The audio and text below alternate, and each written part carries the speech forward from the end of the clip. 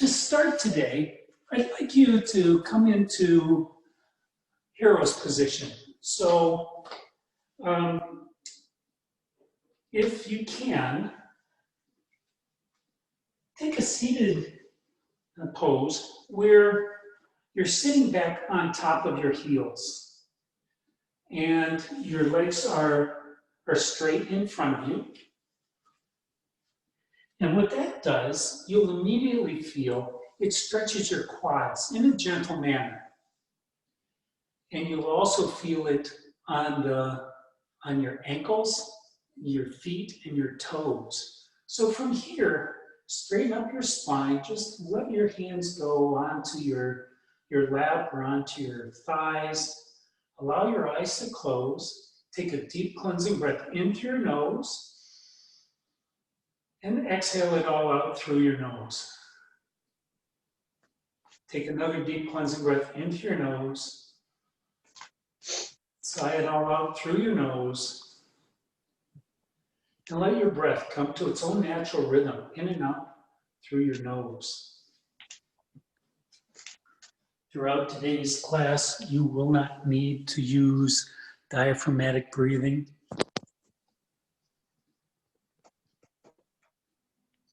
So just focus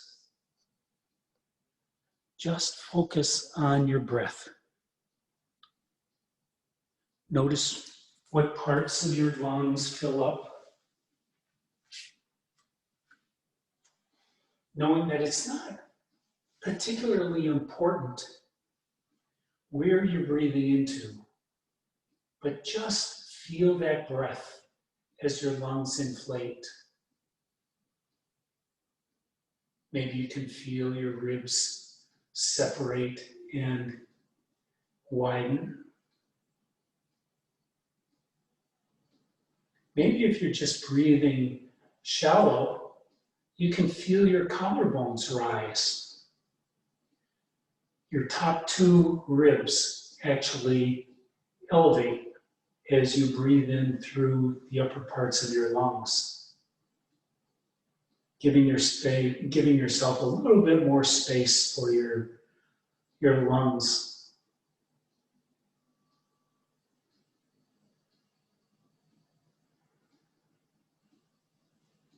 Slow down your breathing.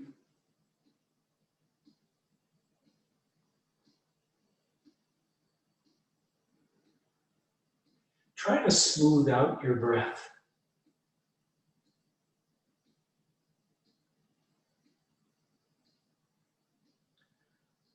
The reason for following your breath during a yoga class is that it helps you meditate. And when you meditate, you can stay in the present. And staying in the present is very important because there's nothing you can do about the past. Thinking about the future, planning for tomorrow or the day after, that's important, but you don't know if you're going to wake up tomorrow morning. So always stay right at this instant, because that's the only time you live. And throughout today's class, monitor your body and the sensations and the changes that your body undergoes during this class.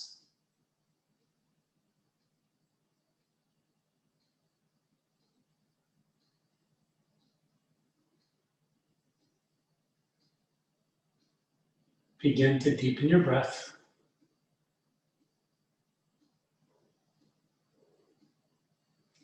On your next inhale, just lean forward, walking your hands forward, and come into table. So setting your table, get your hands, your wrist creases underneath your shoulders. Get your knees directly below your hips.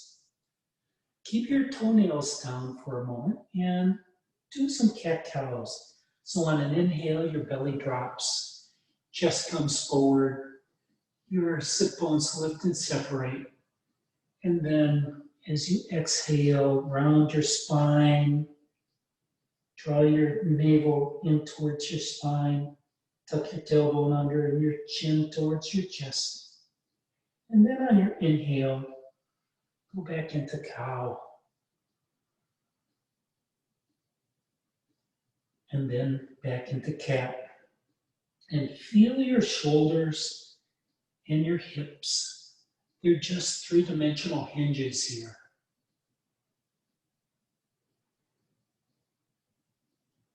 And the next time you come to center pause, from here, look between your legs. And if you can see your toes, bring your feet out wide so that you can't see your toes on either side of your thighs. And then curl your toes under. This is going to be a toe squat. So from here, your feet are slightly farther apart than your knees, and that's so that your pinky toes can curl under also. Now you don't have to come all the way back and sit on your heels here. That can be really intense. But put quite a bit of weight into your foot. And here you can feel this on your plantar fascia, the bottom of your foot, the fascia that holds your toes to your heel. Maybe you can run your hands alongside your calves. You're probably stretching out your calf muscles a lot, and even your Achilles tendon.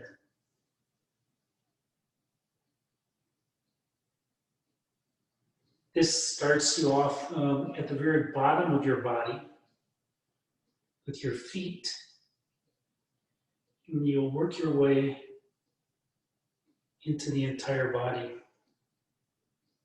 From here, walk your hands forward. Bring your toenails back onto the mat. Maybe tap your toes a little bit. That little bit of tapping helps your blood circulation.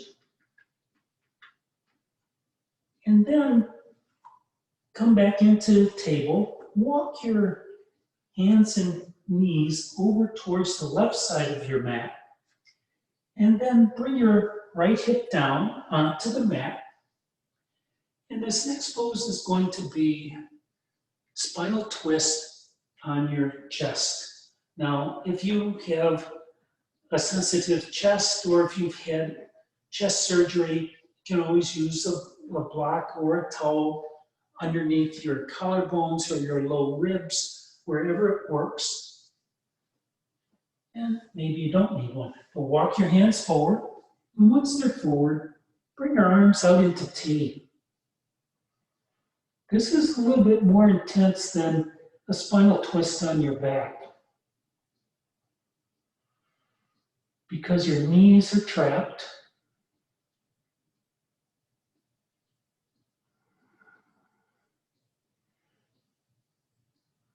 On a back spinal twist, sometimes your knees come up off of the mat.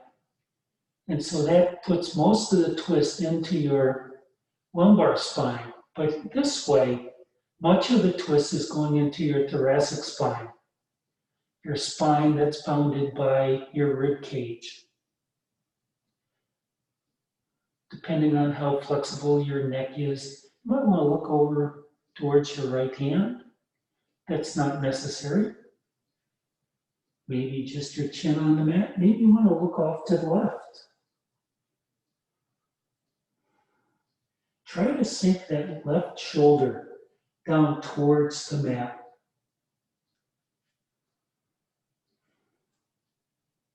If your dog is handy, maybe he or she will come over and sit on your shoulder, putting a little bit more gentle pressure. Bring that shoulder down.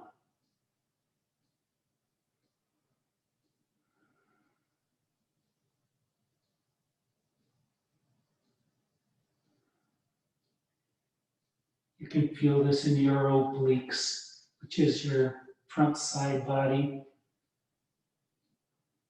or your quadratus, which are the same muscles but on the back of your body. Those are the muscles that help you twist. You can probably feel this twist on your back fascia, the fascia that just covers your entire back from shoulder to shoulder and to your left and right hip. You don't have any muscles that have a diagonal connection across your spine. Everything goes to your spine. So your fascia is what gives your core more stability. And of course, this practice is where you soften your muscles so that the tension of the pose gets transferred into your fascia. And then over time, your fascia lengthens.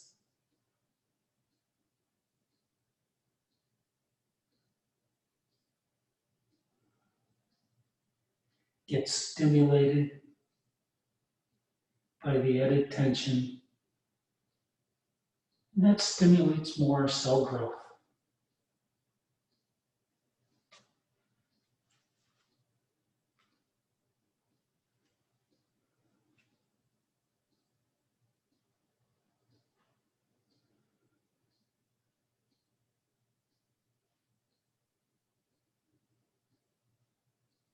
Begin to deepen your breath.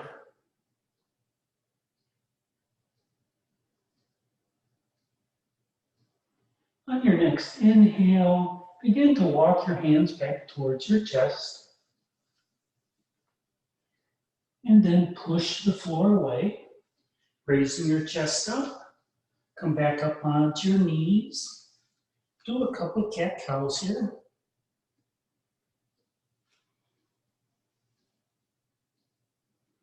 Really get some movement to your hips and to your shoulders.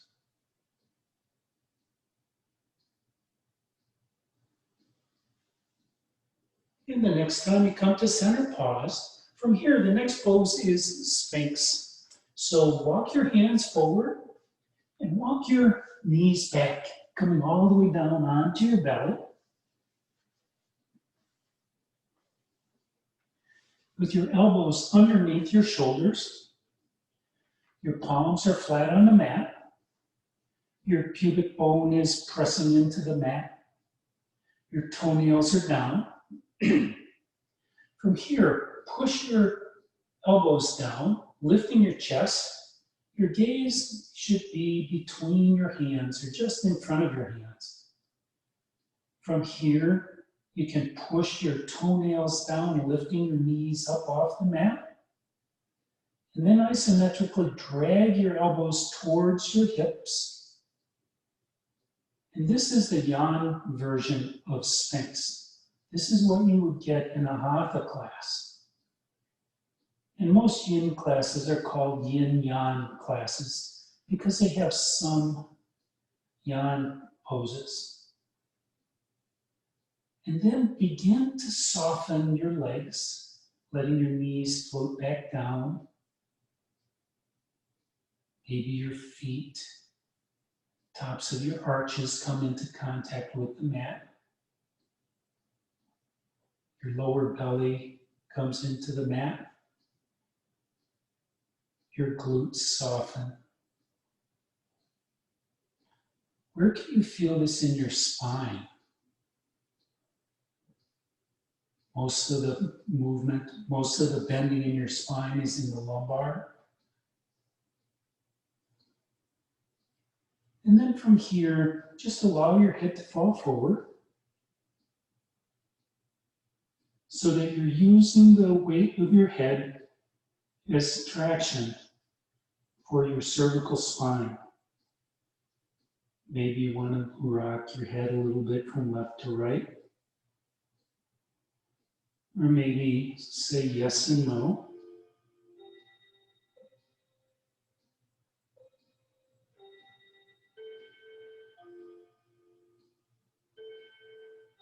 The next time you come to center pause, from here, bend your elbows and cross your forearms in front of you. Bring your forehead down to your arms. Look one direction or the other, and then bring one knee out and up towards that elbow. This is a slight counter pose. Gives a little bit of twist to your spine, which works really well when your spine has been in compression, which back bends are.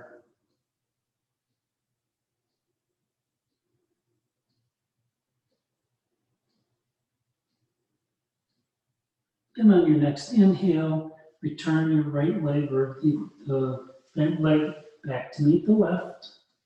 Come back up onto your elbows. From here, I'm going to offer a couple of alternatives. One would be just move your hands outward so that your elbows are pointed towards your body center, somewhere behind you. And from doing that, you'll get your shoulder blades kissing. That will change this pose. Now, if this is good for you, great.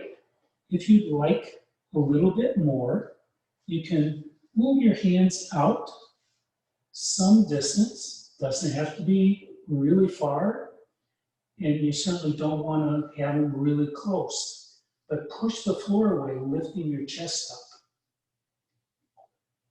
Push your toenails back into the mat like you did on the first side. Lift your knees up. Your gaze again is between your hands, even though it's farther out in front of you. And this is seal pose. And this is a little bit different. You're using more of your core. You're using more of your spine and your muscles to maintain this pose. And then slowly release your knees, release your feet. Take the tension away from your ankles and your thighs. Feel your shoulder blades being drawn down your back as your belly comes into the mat. Your arms should still be straightish, but if they bend, that's okay.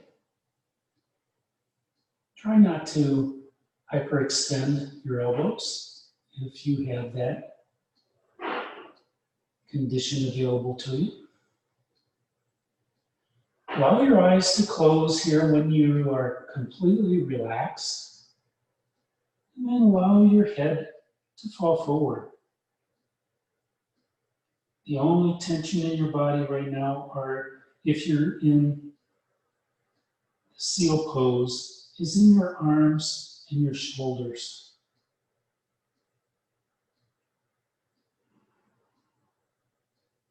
Notice where you feel this in your spine. It's probably up into your thoracic spine, or where you seem to have the higher sensitivity. And then on your next exhale, release, come down, cross your elbows, or forearms, turn your head the opposite direction, and then take the opposite knee up towards your elbow, giving your spine that little bit of relief again.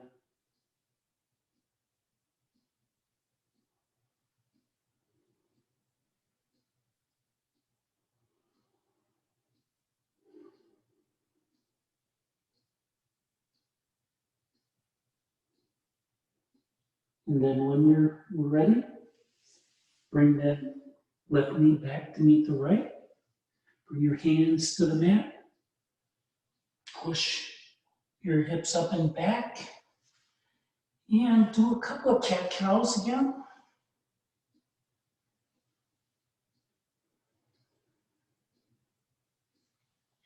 And then come into either child's pose or frog pose. So spread your knees wide. You can have your knees extra wide and using a towel to extend the mat. Your toes don't have to be touching. And then walk your hands forward, bringing your chest down towards the mat.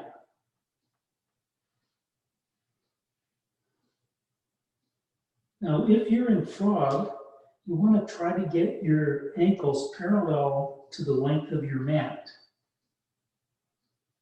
Maybe your toes, your feet can turn outward, although that's not important. But if they do, what you're doing is you're rotating your femurs inward. And you are exercising and changing your hip sockets, giving sensation there. In addition to lengthening your spine, this is a gentle rounding. And it's also opening up your groins, your inner thigh muscles.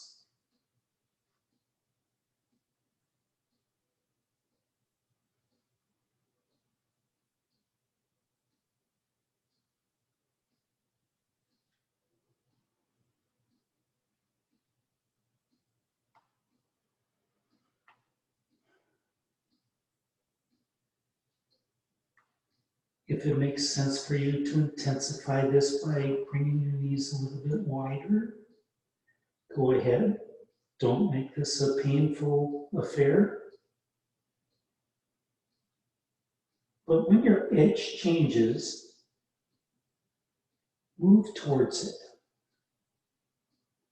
because that's where change will take place. If you always hover in the safe zone, where it feels just super comfortable, you won't get as much movement of your fascia. It won't grow as much. And you'll maintain the current flexibility and mobility that you have, but it won't improve. But it's up to you. This is not a challenge. You are seeking comfort.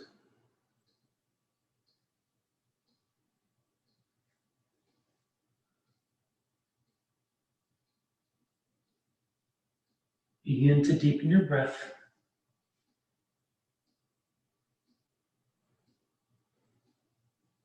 On your next inhale, begin to walk your hands back towards your chest.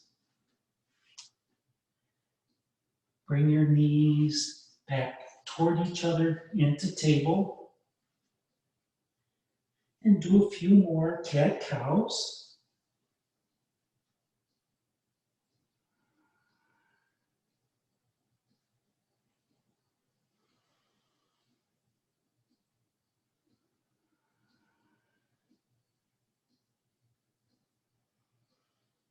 And the next time you come to center pause, from here to get to caterpillar, you can walk your knees towards one side of the mat or the other, come down on a hip, and bring your feet out in front of you. Like always, I'm going to use the block and set the block underneath my sit bones. You don't have to do that. But if you have tight hamstrings, that's helpful quite often. Your feet don't have to be right together. They can be blocks width apart or even wider. Just don't make them all the way out into a dragonfly. Inhale your spine tall. And then on an exhale, forward fold and walk your hands forward.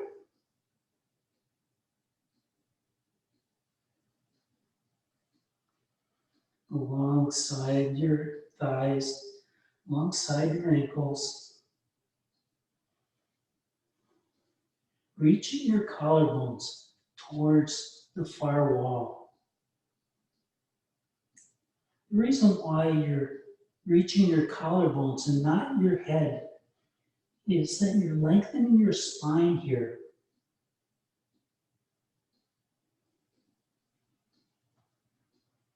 And your head can bob up and down, and it can gain extra stress on your cervical spine.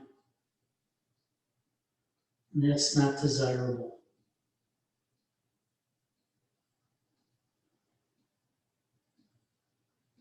In this pose, your knees don't have to be straight.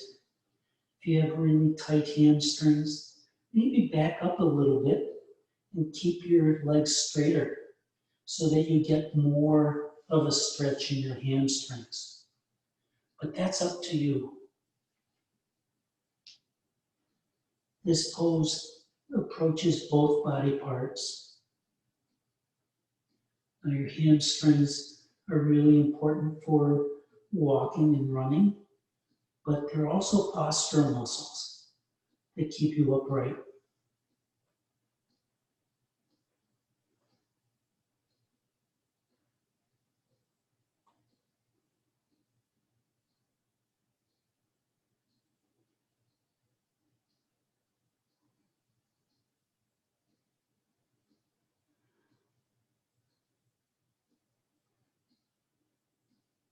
If at any time this pose becomes a little too easy or a little too hard, just deepen your breath, raise up a little bit, and if you want to do more, just forward fold a little bit more.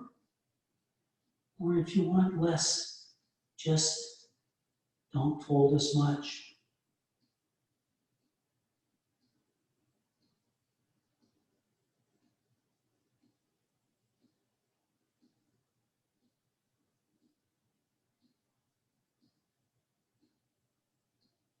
Begin to deepen your breath.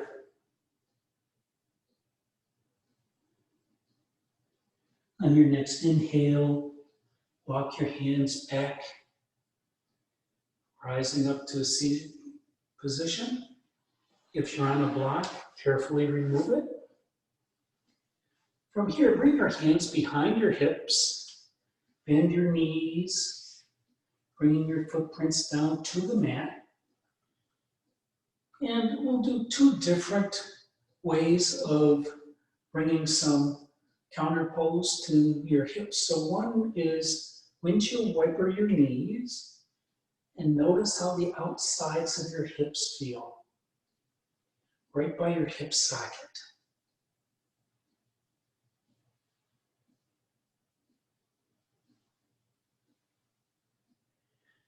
And the next time you come to center, pause there.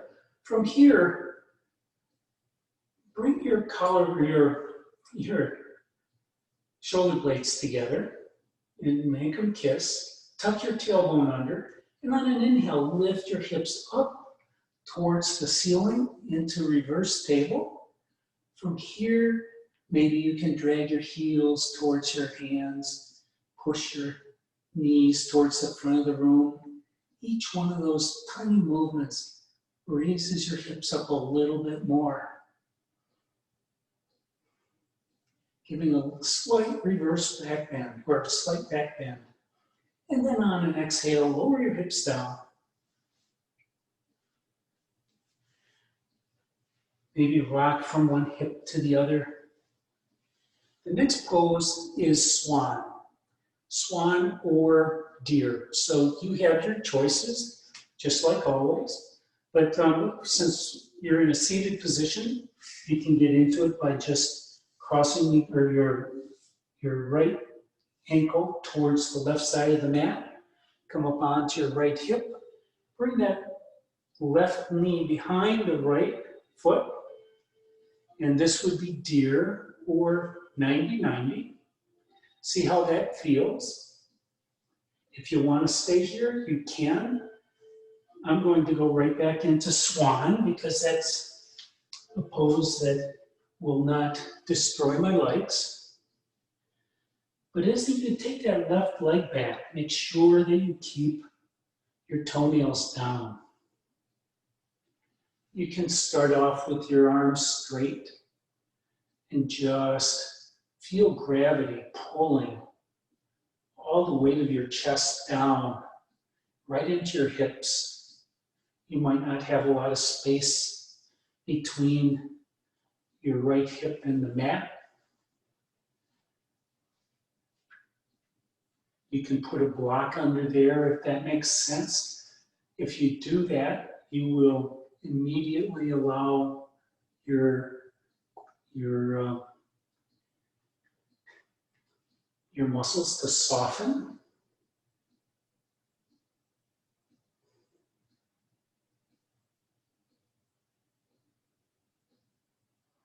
You can feel the stretch on the front of your left thigh. That's your psoas. So this pose, you're really working your hip flexors, your glutes behind, and your piriformis, that small muscle that ties in from the top of your femur into your sacrum. And if this is where you want to stay, you can. If you'd like to go into sleeping swan, you can always walk your hands forward. But notice in those target areas, your glutes, your hip socket, if that lessens, if there's less intensity, maybe you want to go back. If there's excess twist in your knee, you can always bring your right foot in closer to your body center line, or you can just move your whole right leg with your knee closer to your body center line. You can be up on your elbows. You can use a block to support your chest. Every day is different. And I know for me, I'm not sure what I'm going to need to help support my body in Swan, because it is always significantly different. Just depends on what your activities have been, what your stress level is, and then melt into the pose. Release your glutes.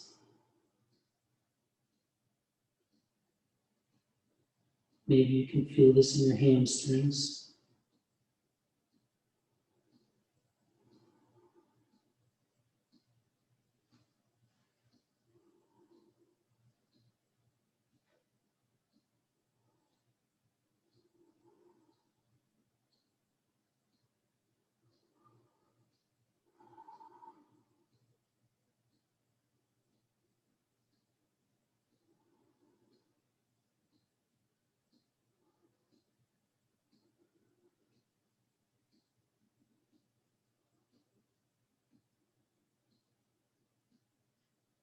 Begin to deepen your breath.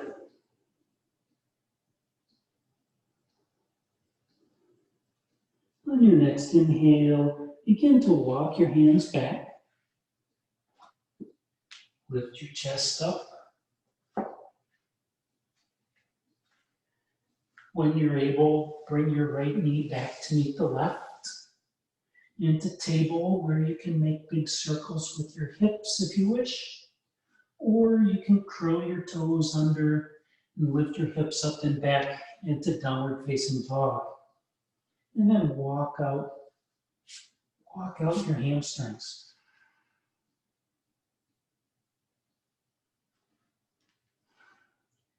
Draw your shoulder blades together. Drop your chest between your shoulders.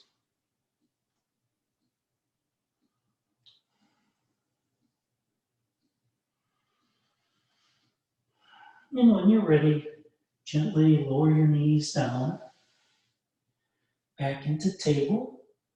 Do a couple of quick cat-cows here.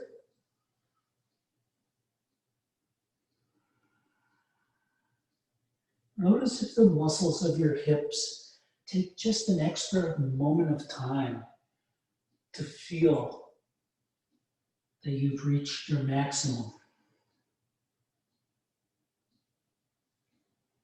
And the next time you come to center, pause. From here, walk your hands and knees over towards the right side of the mat. You'll be coming into spinal twist on your chest on the left side. So bring your left hip down, keeping your knees parallel to the front of the mat. Walk your hands forward. And again, you have all the options that you had on the first side. Bringing your chest down onto the mat. Bring your arms out into T. And maybe this side, your cervical spine is a little more flexible, so it's easier to look off towards your left arm.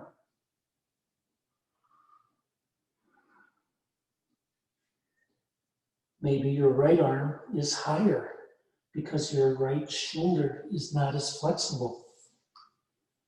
Maybe you want to use a bit of a rolled up towel to lift that left shoulder to deliver a little bit more gravity to your right.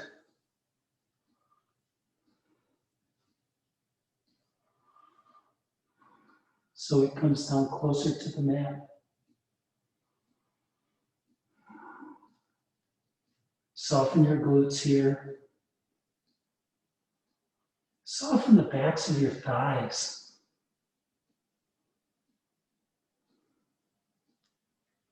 Try to soften your abdomen.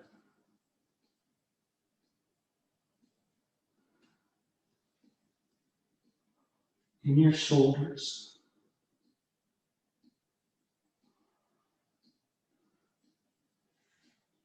If you're clenching your jaw, just let it go.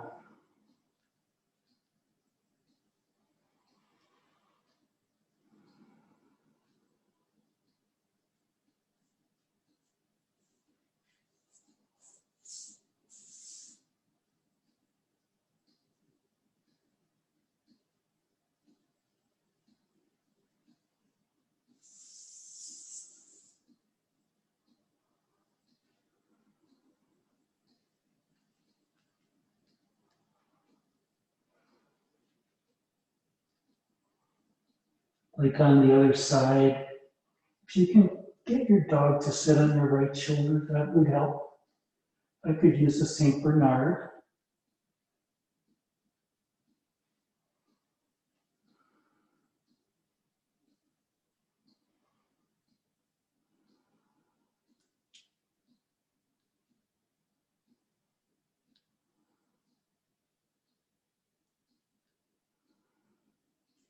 Notice your breath here. Is it easy or are you laboring?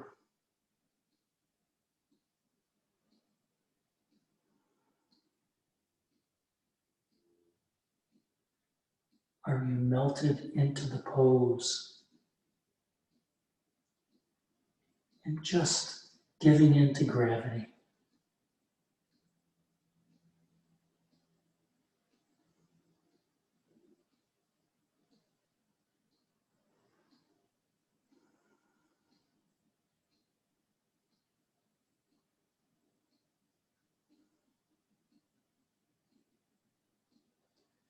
Begin to deepen your breath.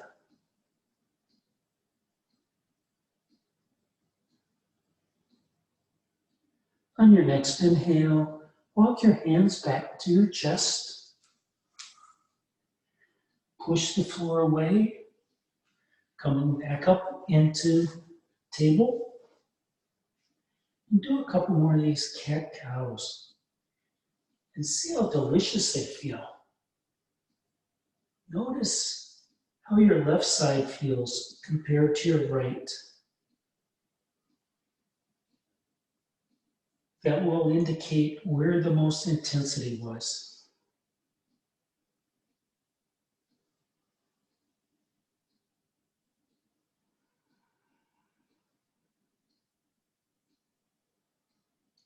And the next time we come to center pause, from here, the next pose is going to be left swan.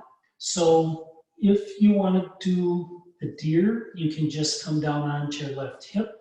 Or if you're going to do swan, maybe just lift that left leg up and back, and then bring that left knee behind your left wrist, and bring that foot over to the right.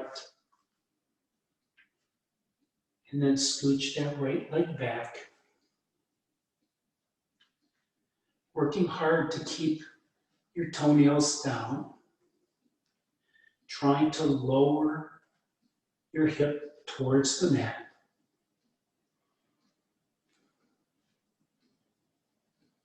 Use your arms to get you as upright as you can, to sink all the weight into your hips. You can use blocks to help if that makes sense.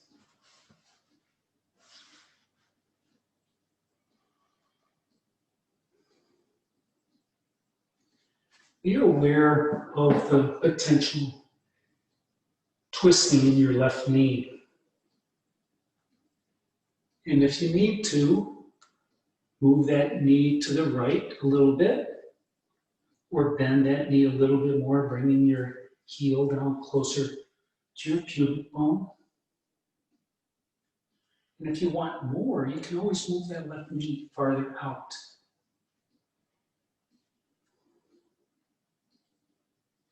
If you'd like to stay in standing swan, you may.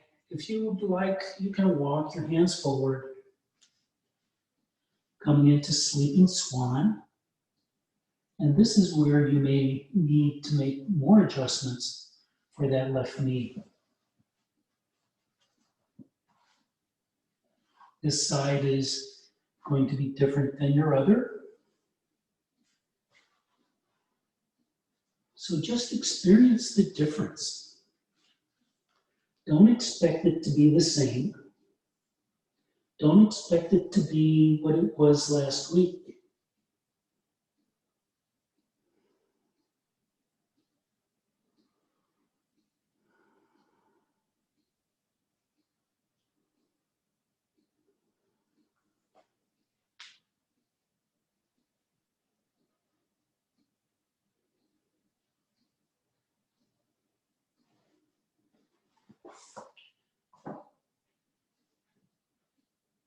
Maybe you don't need a block on this side.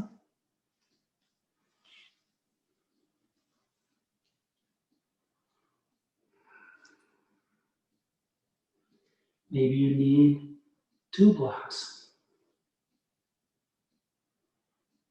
Enjoy the difference.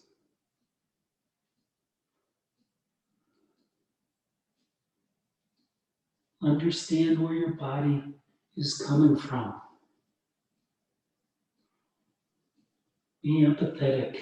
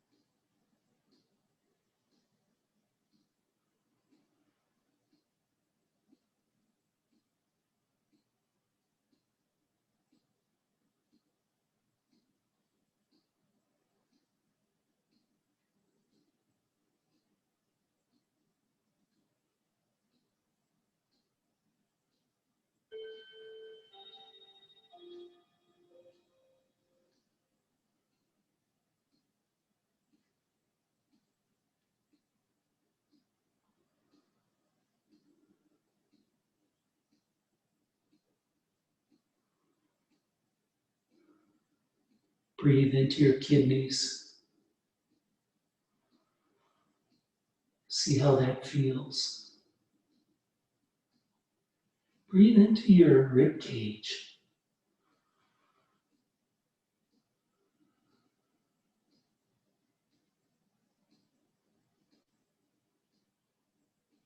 Begin to deepen your breath.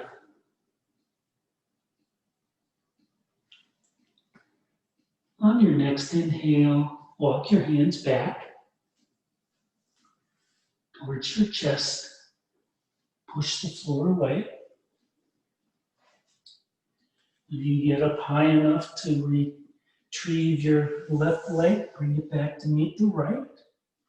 And again, either into table, do cat-cows or circles with your hips, or you can curl your toes under, lift your hips up and back into downward facing dog.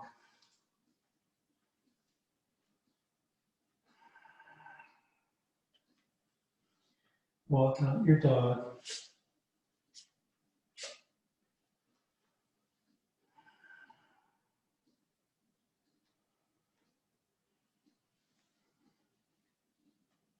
And then carefully lower your knees back down to the mat. The next pose is butterfly. So come down onto one hip or the other. Bring your legs around in front. And then bring the soles of your feet together. From here, you don't have to have them really in close. Get a comfortable distance. From here, inhale your spine tall. And then on an exhale, walk your hands forward. Drawing your collarbones towards the front of the room. Getting your head down to your feet is not the objective here. Lengthening your spine is the objective. Curling your spine you can do easily in cat pose. But lengthening your spine is more important and more of a challenge. Notice where your knees are. You may find that your knees are bobbing. If they are, just tuck a block underneath one or two knees, just so that they're barely touching the hairs on your leg.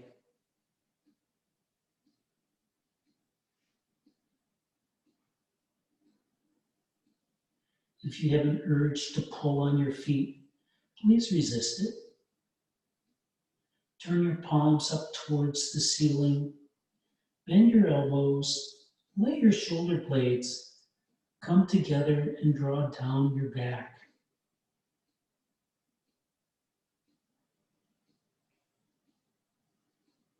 The common theme here for your shoulder blades is to always have them come together and lower down your back. That's the way your shoulders were intended to work. And when you have the strength to be able to do your arm movements from this dimension, you'll be stronger and you'll have less injuries to your rotator.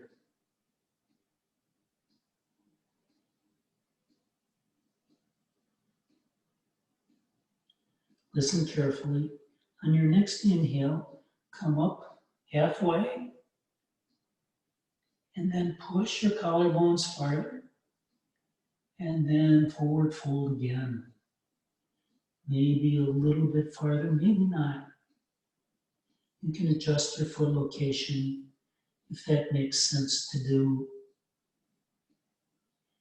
If you put a block under, you may find that you have a lot of weight on the block. So just move that block off to the side. That's an indication that your edge has changed.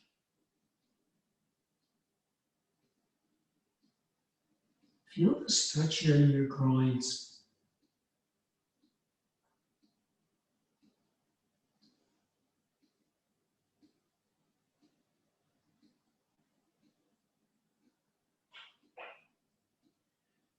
This pose also stretches your lower pelvis muscles.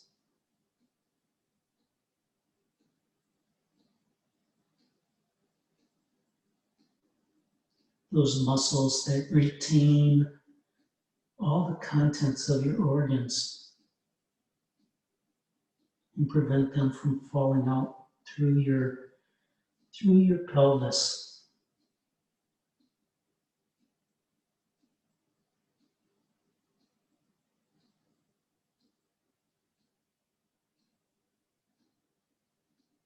Begin to deepen your breath.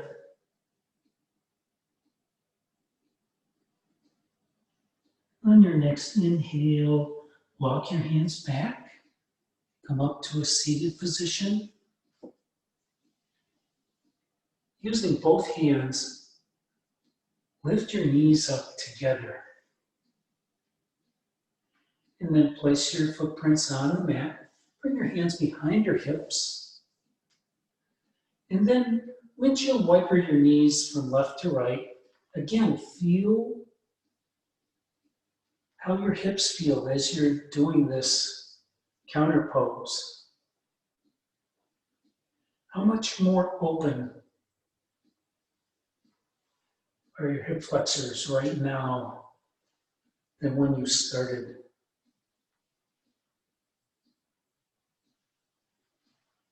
Next time you come to center, pause.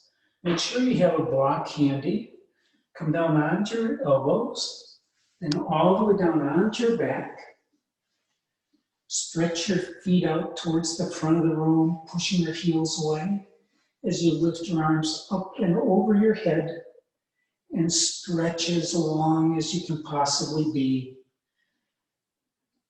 from your heels to your palms, from your fingernails to your toenails.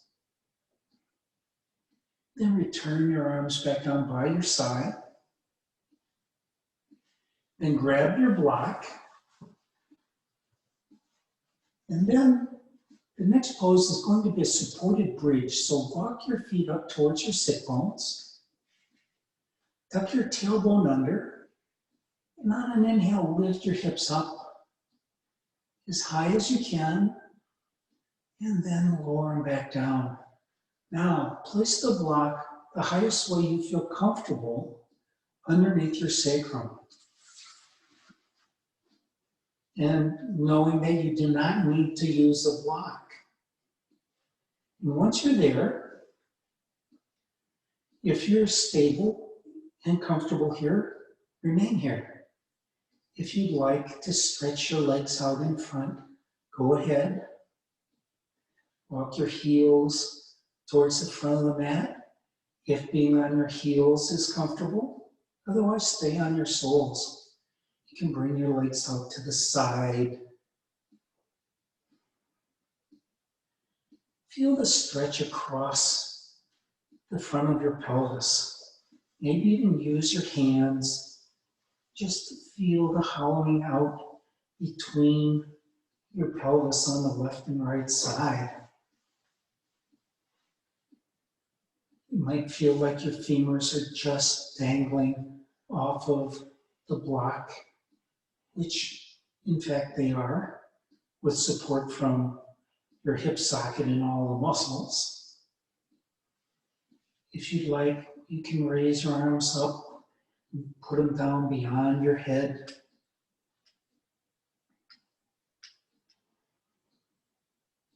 Find a resting position on the mat for your elbows, your forearms, and your hands. Just let your legs go, your feet fall out.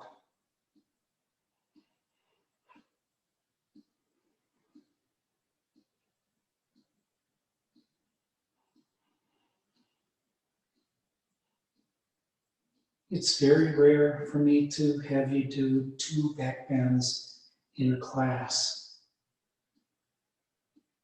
But back bends and postural muscles are so important because in this pose, you're stretching your abdominals, You're stretching your chest, the tops of your thighs,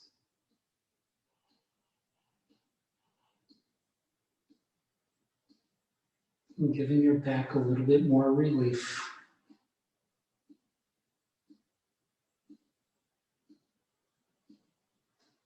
Begin to deepen your breath. On your next inhale, bring your arms back down by your hips.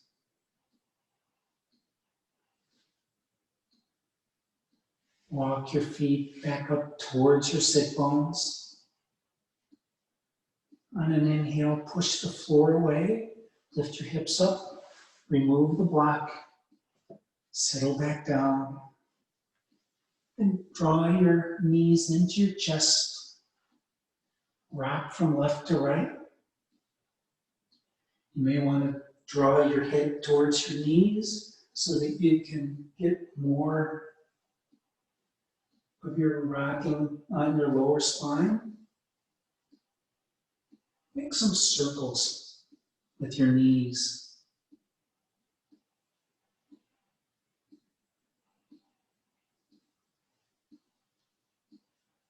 And then go in the opposite direction.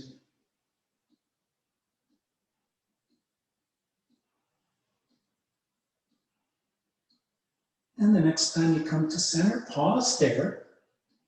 Release one leg to the front corner of your mat. And then release the other. Bring your arms back down next to your body, making sure your elbows, forearms, and hands are supported. If you'd like to walk your shoulder blades underneath your chest, do so.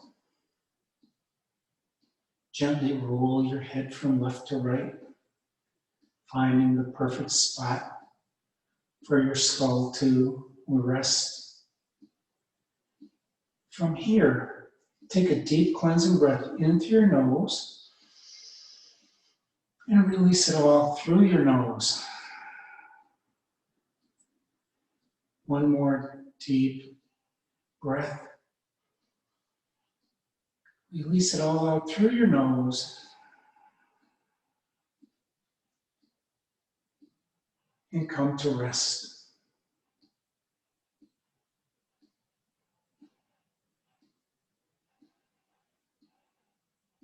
Allow your toes to fall outward or inward, whichever direction they desire. Release all your tension.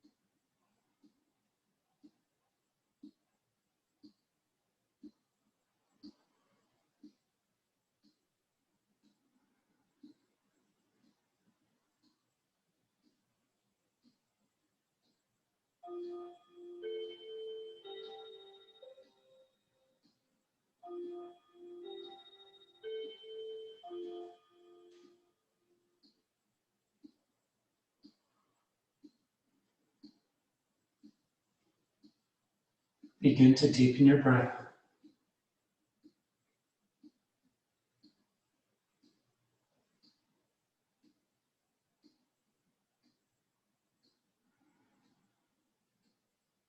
Bring your awareness back into your space.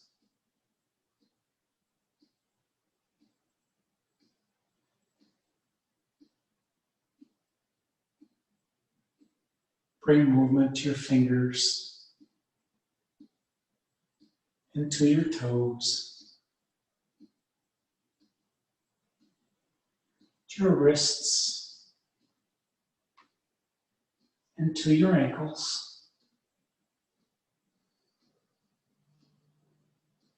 Gently rock your head from left to right. And when you're ready, walk your feet up towards your sit bones. Draw your knees into your chest. Give yourself a squeeze. And rock again, left to right, or make circles.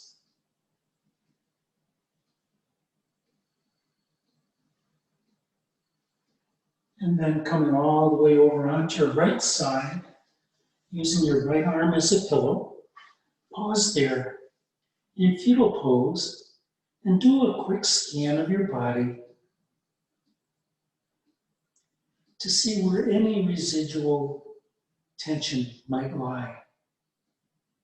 It might be hiding.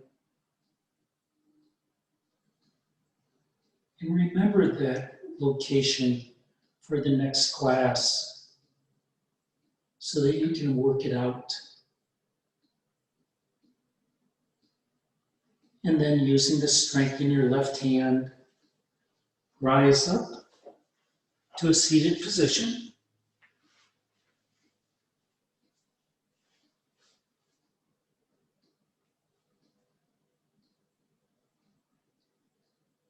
Thank you for sharing your practice with me this afternoon. Doing yoga in this group is really satisfying and provides the safety that we need, provides a way for us to improve our bodies and our breath and our brain through the practice of yoga. Take your compassion and your empathy and the peace that you practice while on your mat home with you and share it with your family, your friends, and those you may meet. Namaste.